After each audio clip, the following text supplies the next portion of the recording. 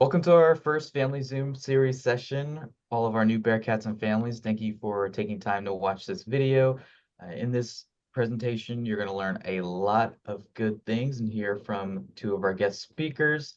So again, welcome to Family Zoom series. Before we even get into the presentation, I want to say congratulations to all of our new Bearkats. Welcome home. We can't wait to see you physically on campus, and college is such a exciting journey and it goes by so quick. So enjoy every single step from here until you actually step foot on campus. And again, congratulations. So I'm your host. My name is Nate Archuleta. I'm the Accepted Student Coordinator. I work in the Office of Admissions. My role is to help bridge the gap between high school to college and introduce you to your first steps when you start your journey with us. If you have any questions about your Accepted Student checklist, or maybe you walk away today and think, I'm not sure exactly where to start, you can contact our office at that email or phone number. And we look forward to hearing from you. So in this session, again, you've been accepted. Now what? Where do you start? Where do you need to go? And we're going to talk about your first steps, such as checking your TSI status, activating your account, and then how to submit your meningitis forms. Our guest speakers today are Keith Lovings with the TSI office and Manuela Salinas with the Student Health Center. So your first steps, these are your first 3 steps. I will be covering how to activate your account. Keith will cover how to check your TSI status, and Manuela will cover how to submit your meningitis forms. So how do you activate your account? That's your first step you need to do when you're a accepted student. You'll first receive an email from our office saying congratulations, and then an email from IT at SAM. Now you can follow that email that they send you, or you can actually scan this QR code and it takes you directly to the account activation portal. You just need to enter the email address you use with your application when you applied, and then it'll take you step by step how to activate your account and have you fill in a couple details about yourself. If you struggle with activating your account, or maybe you get an error message, you can always contact IT at SAM and they can help you over the phone to activate your account, or you can contact them at that email. But just scan the QR code on your screen, takes you to that page, enter your email address, and then fill out a couple things. Once you do that, you now have access to everything a freshman does. So you can look into your MySam or do a couple additional steps that are on your checklist. But once you activate your account, you want to also download the Duo mobile app. This is a multi-factor authentication, so that way no one can have access to your account. It just adds additional protection. This QR code, if you scan it, it'll take you to the instructions on how to download the Duo app. So just make sure to do that. It is required. And if you have any questions or you're struggling to actually download the app and use it, you can also, again, contact IT at SAM.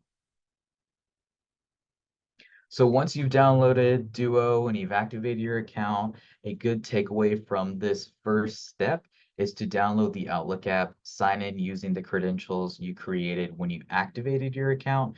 Usually your username is going to be your 3 initials followed by 3 numbers at shsu.edu. You'll create a password when you activated your account. You'll enter that anytime a Microsoft login information prompts. So download the Outlook app or add it to your iPhone, and just stay up to date with campus deadlines such as your TSI or your meningitis. We will only reach out to you through your SAM email once you activate your account. So it is really important to check your email, ideally 1 to 2 times, maybe even 3 times a week when you're not on campus, and when you're getting closer to the summer and the fall of next year, you're going to want to make sure to check it every other day or maybe even daily when you're on campus. But again, activate your account with that QR code, download the Outlook app, and then download the Outlook app or add your SAM email to your phone. And if you struggle, if you're having issues, you can give IT at SAM a call. Okay, well, that concludes my area of activating your account. I'll now pass the torch over to Keith, who's going to speak on how to check your TSI status. So here's Keith. Thanks for sending that over, Nate. My name is Keith Lovings, and I work in the Office of the Registrar under the TSI team. Our office handles a lot of registration issues, TSI information, as well as graduation. So we're kind of with you through your whole journey here at Sam Houston. I'm going to go over the Texas Success Initiative and the TSI regarding both how you can submit your information to us and what's required of you as you attend Sam Houston.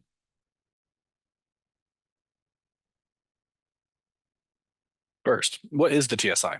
So the TSI, or the Texas Success Initiative, is enforced as part of the Texas Education Code. It requires all students entering a public institution in the state of Texas to be assessed for college readiness in all of their math, reading, and writing. This is required for all students unless the student qualifies for some sort of waiver or exemption.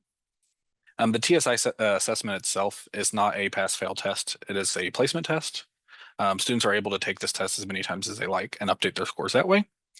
In order for a student to be advised and register for classes here at Sam Houston, they must meet TSI requirements. If a student TSI scores expire after 5 years after the date of testing, if a student doesn't have any kind of coursework or exemptions that would qualify a placement, they're required to retake the TSI at that point. What do you need to submit for TSI requirements? In order to meet TSI requirements by the state, a student must do one of two things or a combination of things. We must either have some kind of TSI score for all areas of the TSI, so that's math, reading, and writing, or alternatively, we have some sort of exemption or waiver on file for one or all of the areas of the TSI. I'll go over exemptions here in a minute.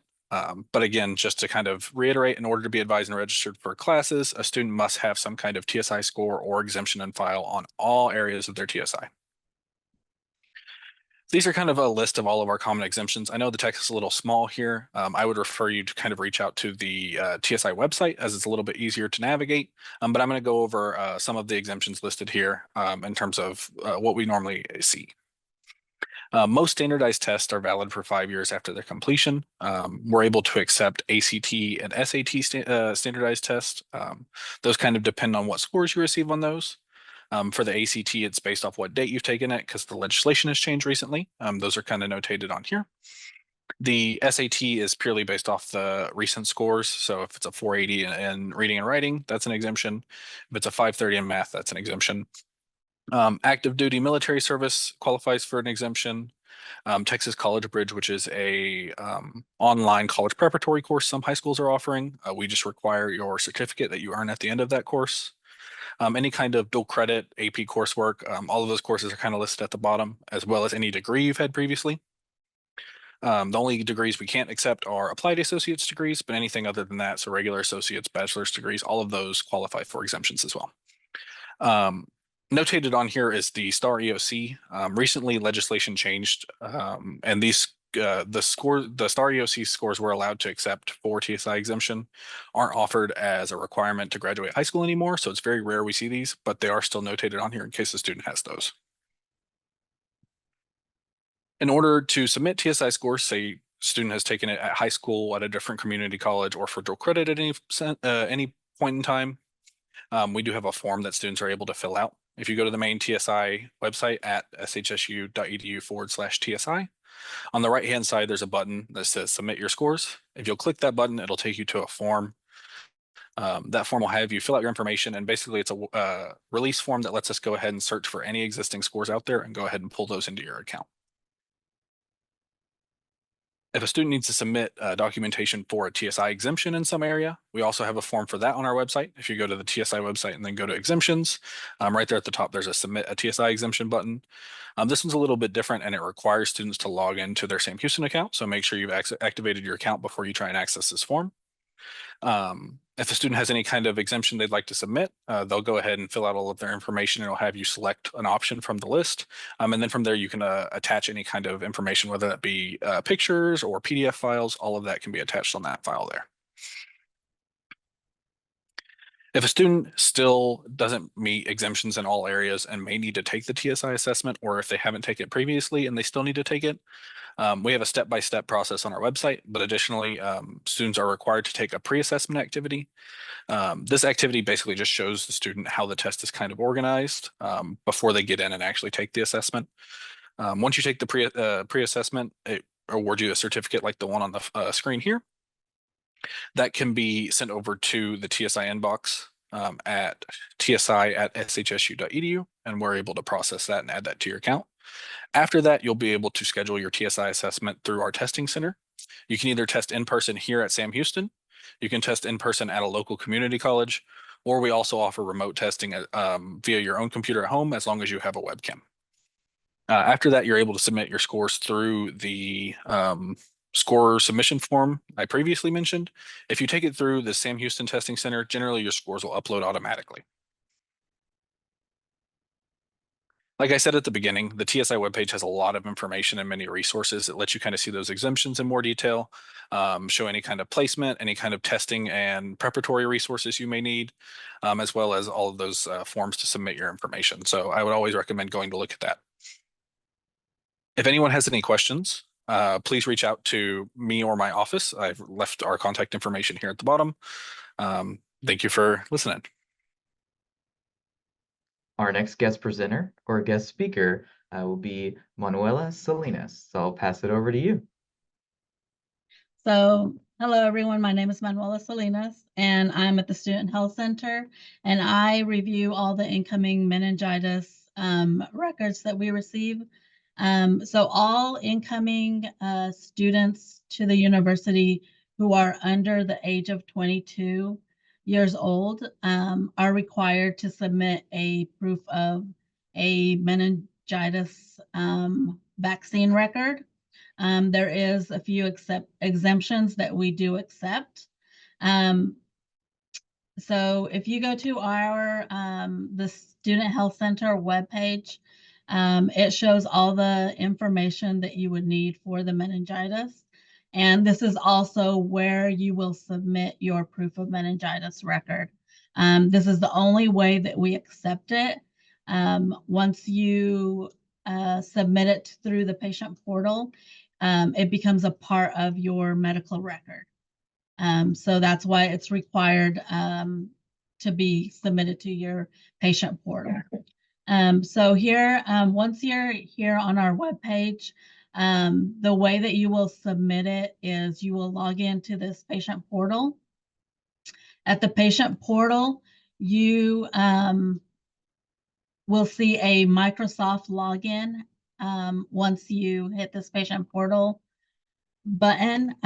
I don't have access to it because I'm not a student, but you'll come up to a Microsoft login. At the Microsoft login, you will use your Sam Houston email or username and your password. That's how you will log into the patient portal. Also, you will not have access to this patient portal until 24 hours after you've activated your account. So if you've just activated your account and you try to log into the patient portal, it's not going to give you access until 24 hours after that. The meningitis, you are required to submit a meningitis vaccine record.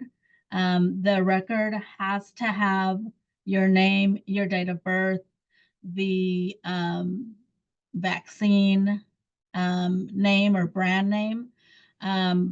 For the state of Texas and for Sam Houston University, we require the meningitis A vaccine because it covers more strains of the virus. You can have the meningitis B vaccine, but that would be something with your healthcare provider. If you get both vaccines, then that is okay. But you are required to have the meningitis A vaccine. There's several different brand names of the meningitis A vaccine, but you will find all of the information here on our website. If you are wanting to submit a exemption or a waiver, so we have a medical waiver if you are not able to get the vaccine for some reason and your health care provider states that it's against your medical history, or you're not able to because of an autoimmune disease, anything like that, your medical provider can provide a letter stating that you're not able to get it. They will need to state if it's a temporary exemption or a lifetime exemption. If it is a temporary exemption, it will need to have a date when that exemption expires. Also, the state of Texas exemption affidavit because of religious or reasons of conscience. We do accept that also. You will need to request that exemption from the state of Texas. Here on our website, we have the link required where you can go and request that exemption. You'll need to complete this exemption, and then they will mail it to you through the U.S. Post Office. It takes about 1 to 2 weeks for you to receive it in the mail. Once you receive it, you will have to get that form notarized, and then you can submit to us to the patient portal. The other exemption that we do accept is a distance learning waiver. If you will not be accessing campus at all, not visiting the library, not staying in student housing, anything like that, you can request the distance learning waiver. This waiver, you would have to submit each semester. So you will complete that waiver and submit to us also in the patient portal. The meningitis vaccine also needs to be, you need to have had it within the last 5 years before your date of acceptance or your start date when you start the university. If it's more than 5 years and you are still under the age of 22, you will need to get a booster or a new meningitis A vaccine and submit that proof. Also on our website, you can see some record examples. We do not accept any receipts from the pharmacy. We only accept the immunization record.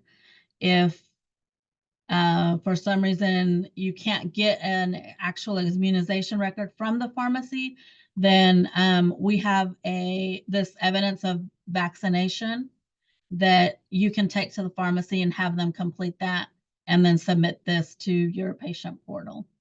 And any other questions, you can always reach out to us and contact us either by phone or by email if you have any questions. And that is it about meningitis. And here's our information if you need to reach out to us. Awesome. Thank you again. Give me one moment to share my screen.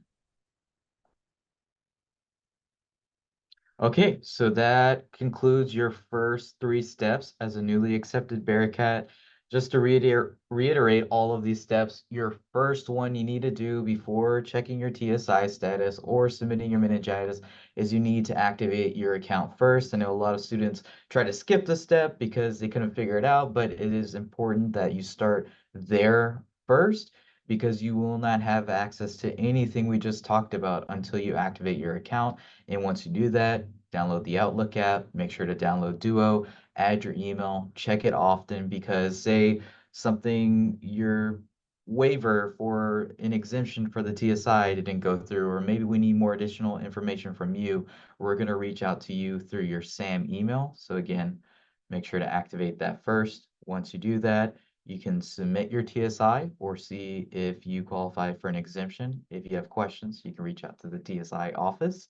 And then finally, 24 hours, reminder, 24 hours after you activate your account, you can submit your meningitis form. So you can't do it immediately after you activate, just wait a full day, 24 hours, and then you can go into submitting those forms.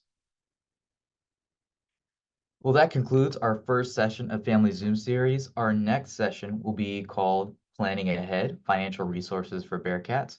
We're going to hear from our financial aid office and then our cashier's office to talk about how to apply for scholarships, how to submit your FAFSA, and then how to pay for school once you're actually going to start the semester. So that'll be a good topic for you to join us on. This session will be live, so you can scan that QR code on your screen right now, and it'll take you to our registration form where you can register for not only this session, but our future ones that will be throughout the fall. Again, we are here to help you from each of those first steps. We want to make sure you are successful as an incoming student, and it's always better to start early rather than wait too late. So if you're having trouble activating your account, contact us at admissions. If you are struggling to submit your TSI or you have questions about the TSI, you can reach out to our TSI office.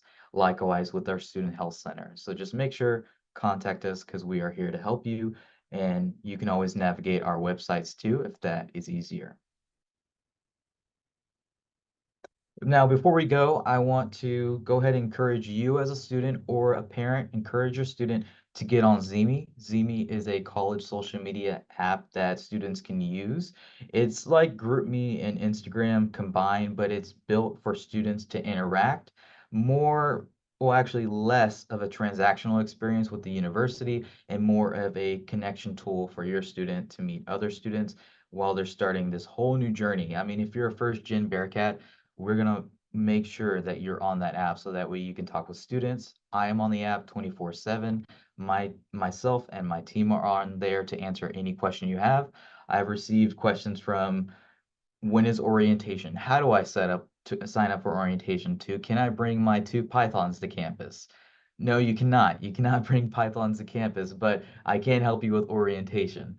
So encourage your student to get on Zeme. They can meet their roommate. They can talk with other students, ask questions about what our college has to offer in terms of academics, and then res life or any of our dining halls, anything you can name it, they can find out more going through the app. You can download it on the App Store or Google Play. If you go to our accepted student website, you'll actually be able to download it directly from our website. So you can go to that and download it directly. So that will conclude, again, our first session of Family Zoom series. I want to say thank you to our presenters for making time to be here and in giving our students some great information of how to get started on their journey at SAM. If you have any questions for us, again, you can go back just a few minutes and look at our contact us slide. And if you think of anything from now and then, let us know. And again, we are excited for you to be a Bearcat and welcome to campus. Welcome to our family. And we look forward to seeing you. Have a great day.